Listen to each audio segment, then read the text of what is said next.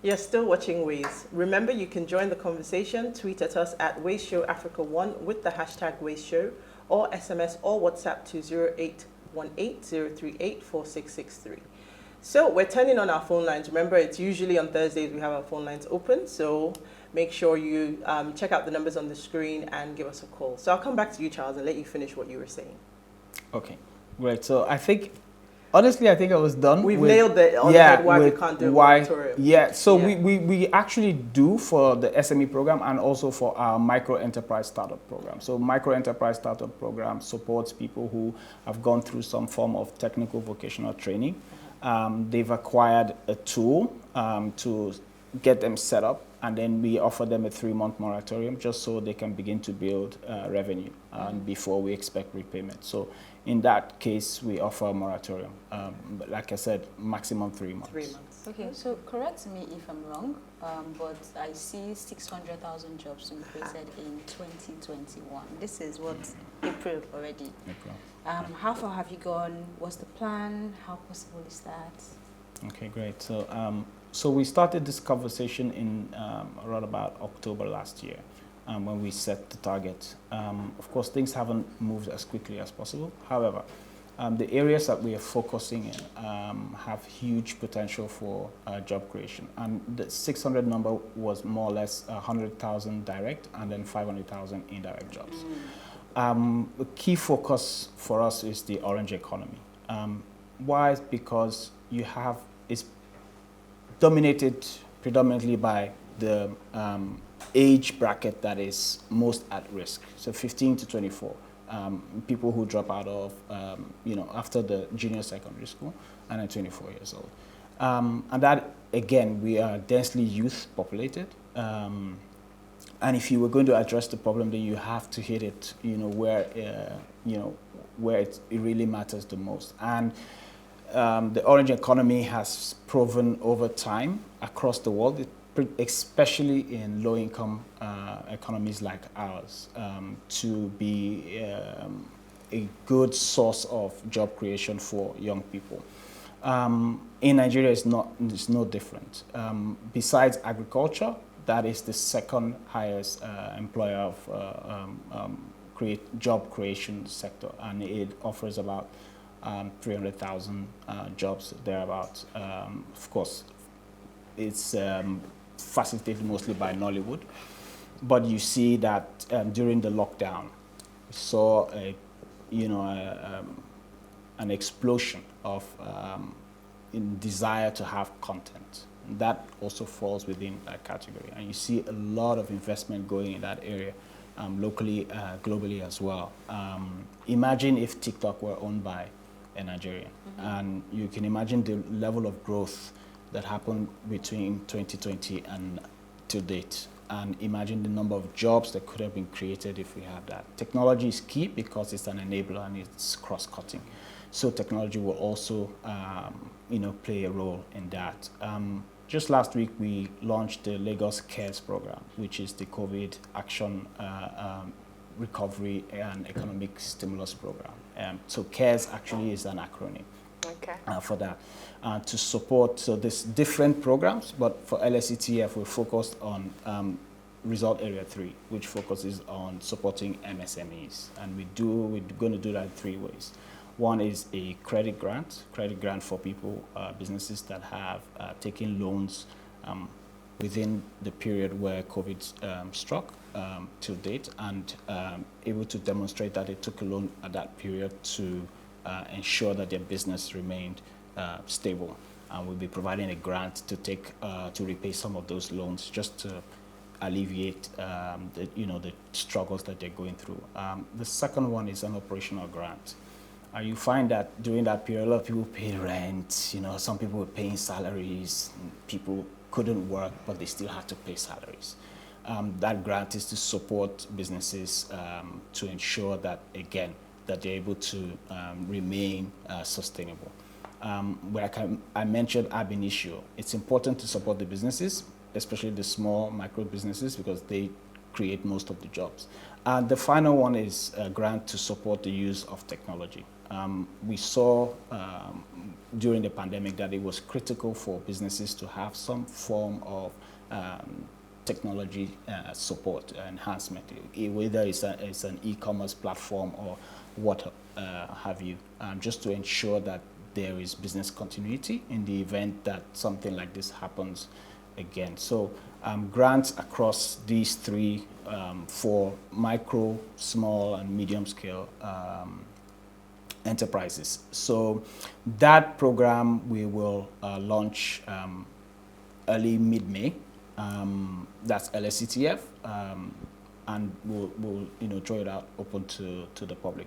And we will, again, it will run similar to some of our existing programs, but essentially this will be a grant, so they don't have to repay. So that is supported by federal government and the World Bank. So it's actually a World Bank initiative. Yeah.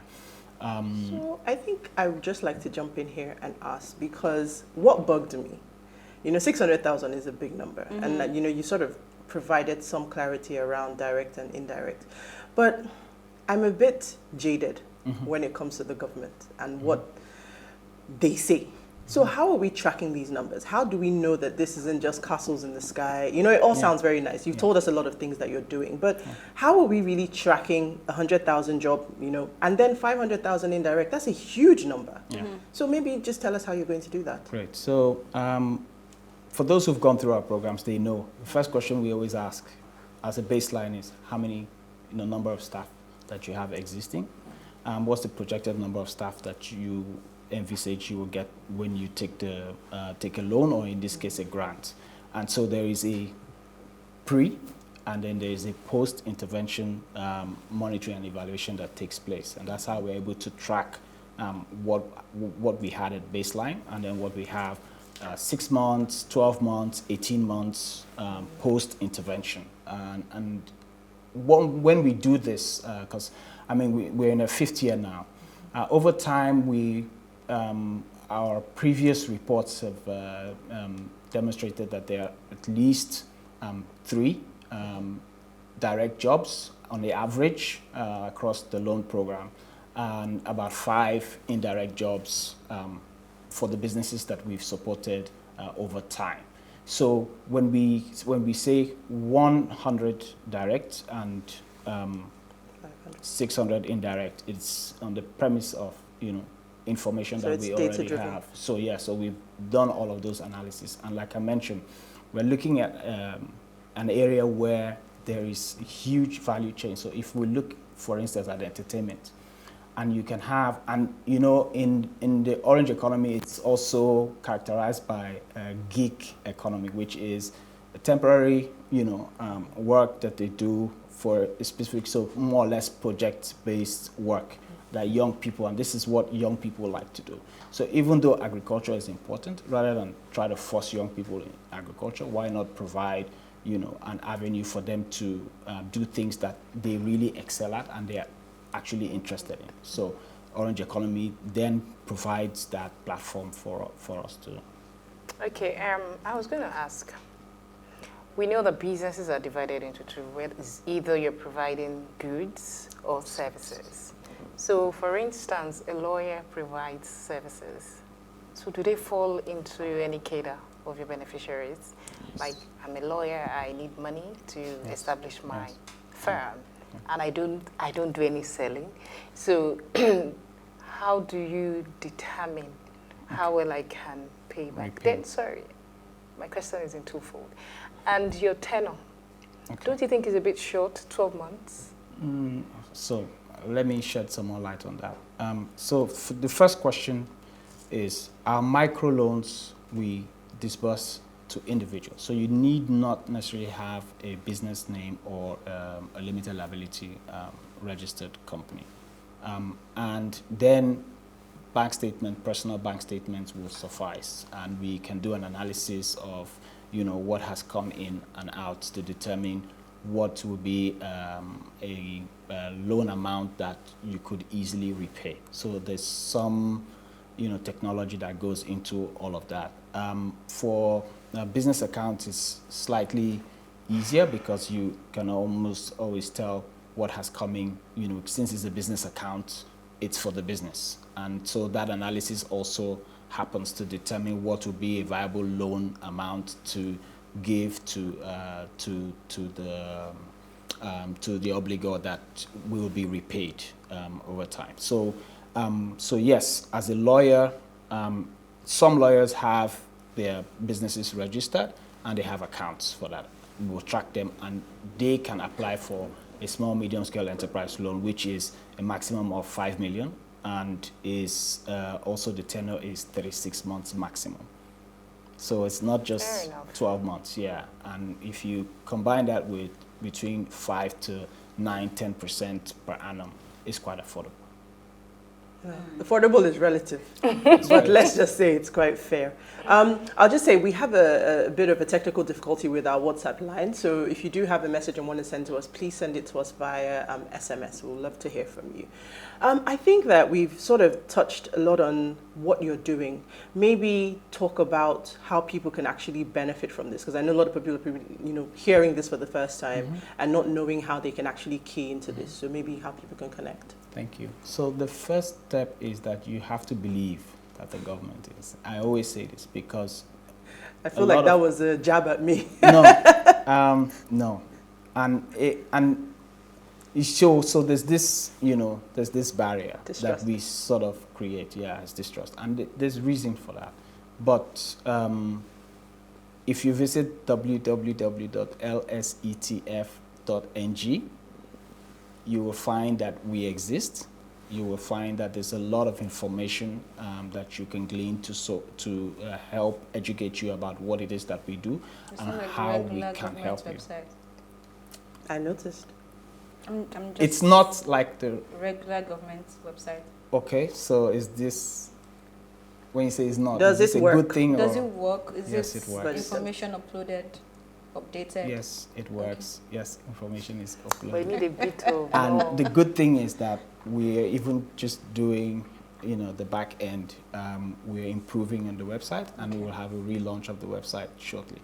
So that tells you that we're working. At LSETF, one of the things that we pride ourselves in is that we are a learning organization. Okay. So we're revamping it because they're new. There's this new technology that we need to embed into that, just to make sure that because we are predominantly serving a youth, population, and you have to ensure that what you have is, sort of aligns with their expectations. So all of those things we're putting into it. And like I mentioned earlier, we also have liaison offices in all the local government areas, all the local government offices. We have a liaison office in there, and so you can walk in there when with, of course, ensuring that you adhere to the COVID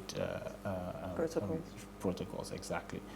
But the website is there, and we have also our lines on the website that work, and you can reach us. And we're ensuring that we bring ourselves closer to the people. Okay. I don't know if we still have more time, but still squeeze it in. So a few people I know that have got businesses in Lagos State, in Lagos States, they have issues when it comes to the kind of levies and taxes they have to pay. Like there is a lot of them. This person comes in today, you pay this amount. Yeah. By the time you turn back, another set of people are coming. Double taxation. Somewhere, and I like that you said you have liaison offices in the local government to help people. Are you doing anything to step in that regard to be able to help them ensure that they are not double taxed and also ensure that they are being taxed by the right people? Because I've also seen someone who paid, I think, almost 300,000 for some levy and realized that they came from fake. God knows where, So are you working around that? And also policies to ensure, because you mentioned tech and how entertainment, tech, and content creation is the way to go. Is there an ongoing conversation with the government regarding policies to ensure that these people can grow, and it's not that they get to a certain point and a policy comes in to disrupt the business? Yes. So one of the things that we have at LSETF is a research and policy desk. What we do with that is essentially trying to improve the ease of doing business within Lagos State. As much as we can, we take our recommendations to the state government to say, we need to look at this, we need to look at that, or the applicable MDA to say, this is a challenge that most people are having, business owners have in this area. In some instances, we have intervened directly on behalf of specific, businesses that have come to us. So that's one of the other things that we do. And this year, we are very, very keen to use research to drive decision making. So there's a lot of investment that is going into that now to ensure that first of all, we want to know what businesses are where within Lagos State. So if I look at the local government, I need to be able to say, this local government predominantly has this kind of business. So we now know how to support each local government, because everybody, each and every local government is unique in their own way.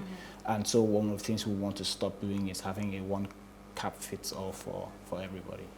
Can I go quickly? Sure. I know that you people are doing a lot and all that, but is there a way you've been trying to engage the state governments regarding infrastructure? Because if lights is not good, the roads are not good and all that, they will not thrive. The businesses will not thrive. So what are you doing in that regard?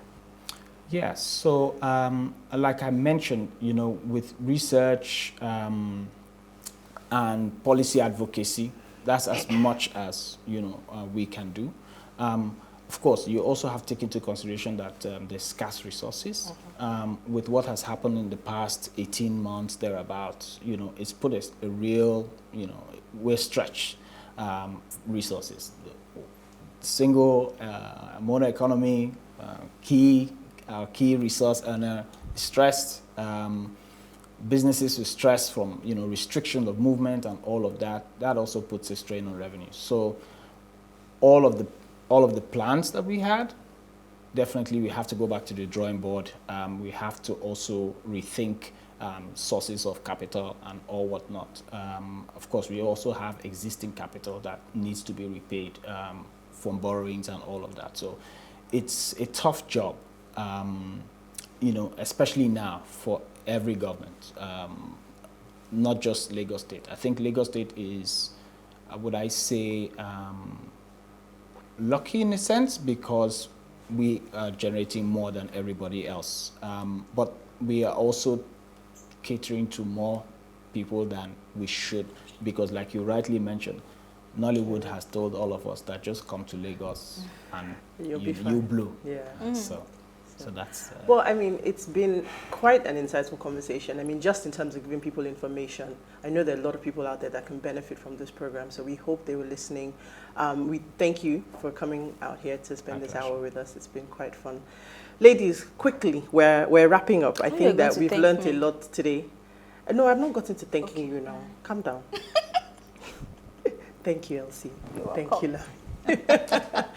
So Ways was birthed from the need to inform, inspire, and influence lives towards action. And this year we started our CSR focused on curbing unemployment, as you can see, in Nigeria. If you're a company, please partner with us by allocating internship slots. And if you're a job seeker, keep watching Ways and follow us on all our social media handles.